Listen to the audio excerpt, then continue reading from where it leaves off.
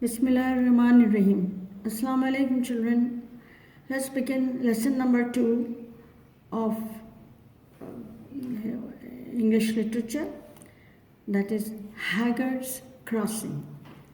Haggard's Crossing in the valley is a cold and unfriendly place. Valley is a low-lying area between two mountains. That's a valley. So they are talking about a place in this valley which is called Haggard's Crossing. Now people thought it was not a very friendly, not a nice place. Usually means mostly. The point where two or more roads come together is one where very tired travelers, stop to rest. Somebody perhaps, some traveler with whom one might exchange a friendly word might come by. That means very few people came near this place. But Haggard's Crossing in the valley was not a place where people stopped for long. Travelers hastened, means they moved quickly on their way and avoided the crossroads. There were other routes to the village at the head of the valley, so this one was seldom used. Now there was something about this place which we are going to read further, but it says very clearly that very few people wanted to pass by Haggard's Crossing, which was a crossing of different roads. The valley was deep and dark, and the river at its base often rose above its banks and flooded the road running alongside. This is a description of that valley, which was very deep, it was dark, and there was a river flowing, which sometimes even used to flood the roads beside it. A cold, damp mist masked the view in the valley. Now, all over the place, there was mist. It was foggy, and it used to block the view of the valley. But it was not merely geography. Merely here means only. It is not only the geography and climate of the place that kept people awake. There was another reason why people feared it. Now, why people avoided Haggard's Crossing? The reason is given over here. The reason is not because of its location or its climate, but there was another reason for which people used to be scared to pass this place. The locals means people living in that village in the valley, said that some years before a man had been robbed and killed. The dead man's restless spirit roamed the valley in search of the person who had taken his life. It was this very spirit that was blamed for causing further accidents which occurred there from time to time. Now, actually, it was not because of its location or climate that people used to avoid this place, but it was because they believed that a man's spirit used to roam in the valley. Which man? The man who had been killed. And it seemed that the spirit of that man keeps moving here and there in the valley in search of the person who had killed him.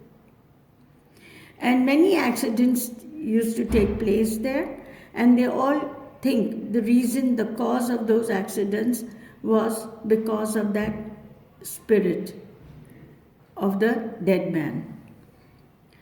Jack Drummond lived on his own, all by himself, in the little village of Sindleford at the head of the valley. He had spent his whole life there. He could remember the times when, as a child, he had sat on top of a cartload of turnips or potatoes and travelled with his father to the city along this very road. When the sun had shone and he had not a care in the world. When he had played his banjo and sung at the top of his voice. That means top of his voice means very loud. And when he had laughed. What happy times those were. But that was before the incident and before the cold mist began to shroud the valley. Shroud the valley? Cover the valley. Jack was now getting on in years. Getting on in years means he was growing older. Although he was a loner and kept to himself, he was an excellent banjo player. Banjo is a musical instrument like guitar.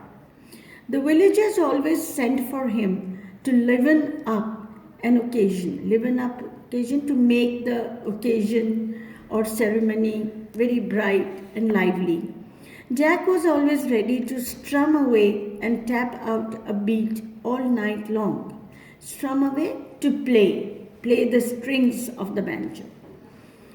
In fact, he was so much in demand that whenever there was a celebration in the village of Barkham, at the top of the valley, he was summoned means called, and always travelled by the longer route to Barkham, across the top of the hills.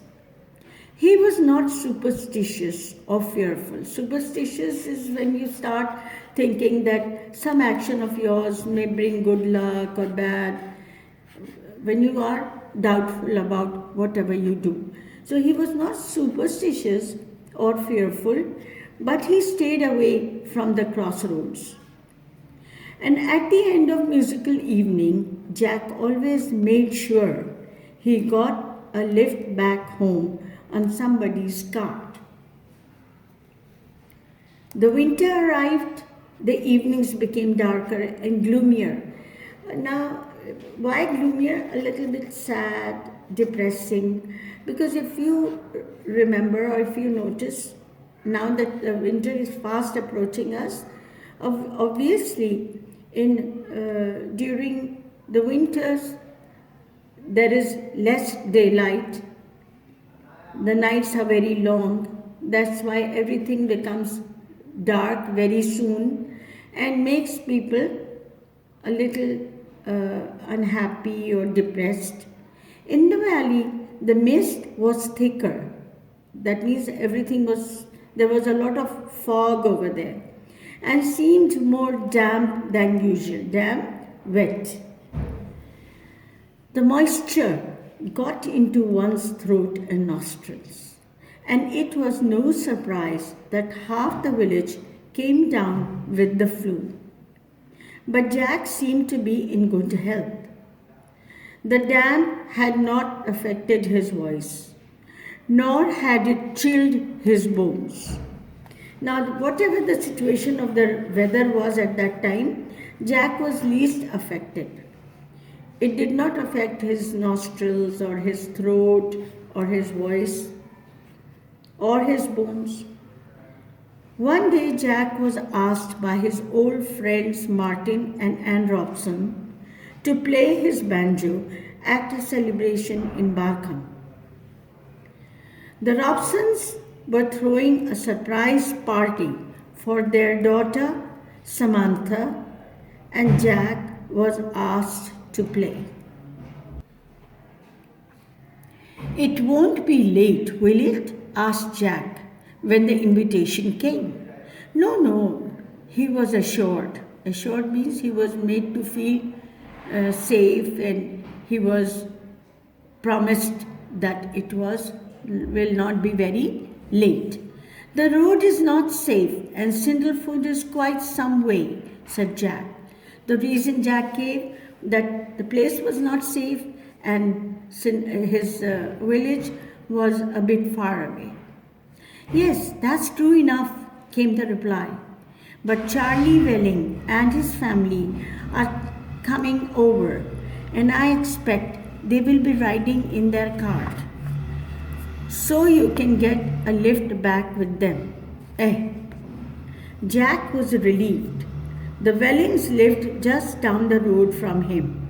He would be quite safe with them. A big crowd turned up for the Robertsons' party. The house was too small, so the guests gathered in the barn.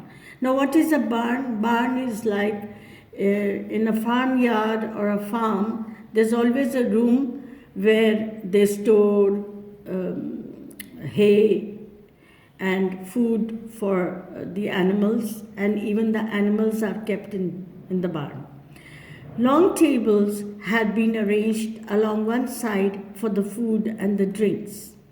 There were sacks and drums, chairs and benches along the opposite length of the barn. The center was kept clear so that the merrymakers, people who were enjoying, could dance and talk. In one corner sat the musicians, Jack with his banjo, John with his accordion. Now these are musical instruments, banjo and accordion. These are instruments with strings to be played just like guitar. The Partridge twins with their fiddles and others who joined in from time to time. The music played on, food and drink was taken in vast quantities, big quantities. Everyone was having fun. The dancing became more vigorous, very hectic, and everyone was very, very active. And the volume and rhythm of the music increased. Jack strummed. Strummed means played with the string of the banjo with all his might, with all the power he had. He had never known an evening quite like this. His long gray hair hung over his eyes, and the sweat trickled down his locks. That means everything was so hectic and active that the sweat was also trickling down his locks, means his hair, lock of hair. His cheeks were fiery red. The tips of his fingers felt like smoldering embers. That means something which is burning red. But Jack played. He strummed on and on and on. It was after midnight when Jack rose and looked anxiously around the barn. Where was Charlie Welling? Had he left without him?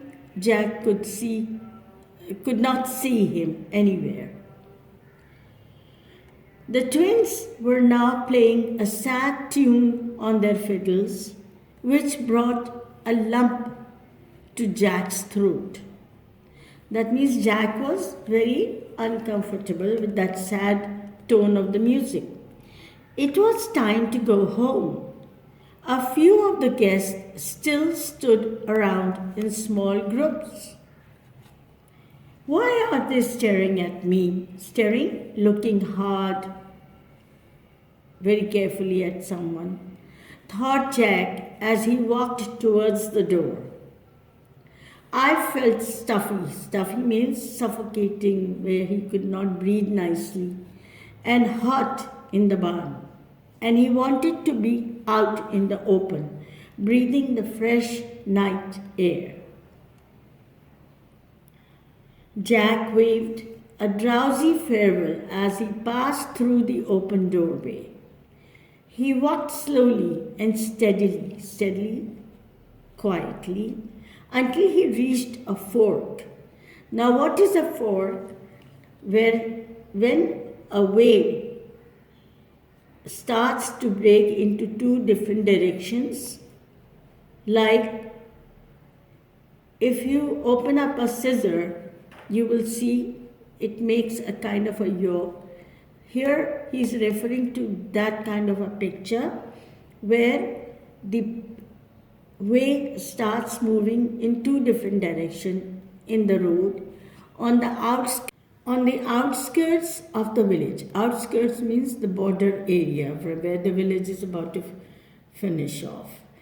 As if in a dream, Jack remembered that one track went over the hills to Sindleford, and the other, the shorter route, went through the valley past Haggard's Crossing.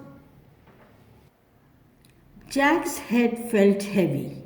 He longed, that means he wanted very badly, to rest it on his pillow in his warm, comfortable bed at home. The night ahead was dark and cold, and not a living thing was to be seen. He turned and looked at the barn in the distance. A warm yellow glow lit up the darkness.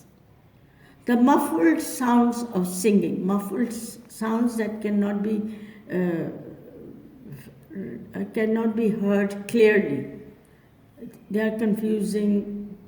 It's very difficult to listen to such sounds of singing and laughter floated gently into the night. Jack stood for a while in the stillness, quiet place. Jack felt too fearful to take the shorter route past Haggard's Crossing, so he set off upon the longer hill road. Now he was scared. He did not want to come across Haggard's Crossing. Instead, he would take another way. There was no moon in the sky, and his passage was slow. After walking for some minutes, Jack began to trip over rocks in the road. And then, all of a sudden, a dark shape instead ahead of him blocked the road. Jack drew closer, found that it was a mound of loose earth. The road had completely disappeared. It took him a few moments to realize that there had been a landslide. What is a landslide, children? Landslide is when there are lots of rains or snowfall and the mountains become heavy, then the land that is on the mountains starts to slide down. And we call that sliding of the mud and everything as landslide. Part of the road had fallen away. The earth and rocks from the hill above had tumbled into the road. Tumble means had fallen to the road. His way was blocked. Obviously, when the road was blocked with the landslide, he could not move on. Jack returned to the fork. He had no choice but to take the other road home. You see, when he had reached the fork, he had to choose one way. Either go from the side where they will come across Haggard's Crossing, and the other one was the longer way, but safer. His body trembled. Tremble means to shake. But he was not sure whether it was from the cold or from fear. He swung the banjo off his shoulder and began to strum it as he went along. Somehow, the sound felt comforting. So, in order to divert his own attention, he started to play the banjo. Jack strummed louder and louder as he approached Haggard's Crossing because he was very nervous. The rippling river provided a background to his playing, and then he stopped in his track before him at the point where the four roads crossed. He saw a dark figure. Although his strumming had stopped, the lapping water that was splashing could still be heard, and the beat of the heart, of Jack's heart. hammered in his ears. That means he could feel how scared he was. At the crossing, his heart began to beat hard. Jack moved cautiously. Cautiously means carefully. His eyes fixed on the still figure ahead. The nearer he got, the louder his heart thumped again. His aching ribs. His palms felt damp. That means he was so nervous and jittery that his palms became wet because of sweat. Jack moved cautiously, carefully, his eyes fixed on the still figure ahead. The figure that he saw standing in front of him, some distance away, he went nearer and nearer to that figure. Against his aching ribs, his palms felt damp. Jack drew closer to the motionless figure in the darkness. He was but an arm's length away. Arm's length away? A very short distance away. Yet the figure had still not moved. Jack could now make out from the form of a man. Jack's heart missed a beat. Was the man alive? Was this the ghost of the traveler who had been killed long ago? Suddenly, Jack no longer felt afraid. He too stood motionless, just like the man wearing clothes just like his own. A long, dark coat, a scarf, a hat pulled low over his brow. There was a musty smell, a kind of a sticky smell about the man's clothes. He was too dark. It was too dark to see who the man was. Then the man spoke. "Come, Jack, strum your banjo again. It is grim and lonely here, and your music brings warmth and comfort. I have waited so long for you to come this way. The people of the valley say that you can still hear Jack's banjo if you pass by Haggard's Crossing on a dark night, and if you have a lantern, you may just make out two figures standing there." Now, children, who are those two figures? One was Jack, the other was probably the man or the ghost of the man who had been killed many, many years back. So, it's a very interesting story. I would like you to read it again and again. Definitely you will be able to understand.